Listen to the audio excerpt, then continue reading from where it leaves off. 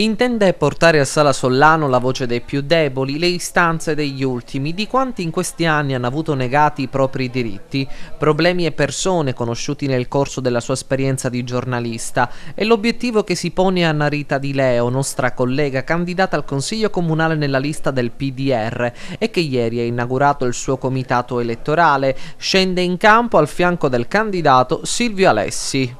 Una candidata seria che ci ha voluto mettere la faccia in un progetto che non è un progetto politico, ma è un progetto di rinascita e di rilancio della città di Agrigento e degli agrigentini.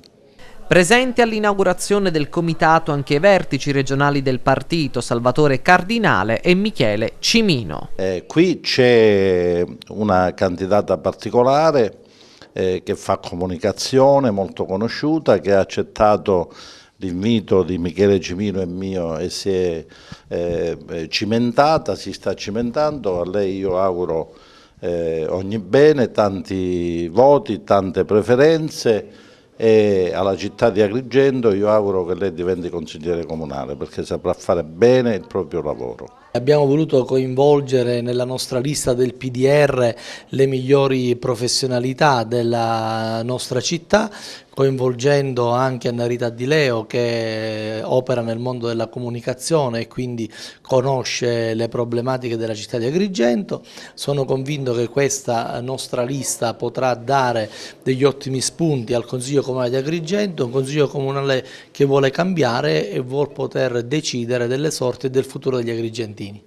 Una lista forte, quella del PDR al Consiglio Comunale di Agrigento, come sottolinea il portavoce provinciale Paolo Ferrara. Una candidatura che va ringraziata perché è una risorsa per Agrigento che decide di scendere in campo a dimostrazione che la gente per bene, la gente corretta, ma soprattutto che può incidere sul tessuto sociale agrigentino, vuole dire la propria, recependo tutte le istanze dei cittadini, perché ne conosce appieno, grazie alla sua professionalità impegnata nel sociale, tutte le caratteristiche e le problematiche, e quindi siamo certi che contribuirà ad espletare e a sistemare tutte quelle problematiche che oramai sono ataviche per la nostra città.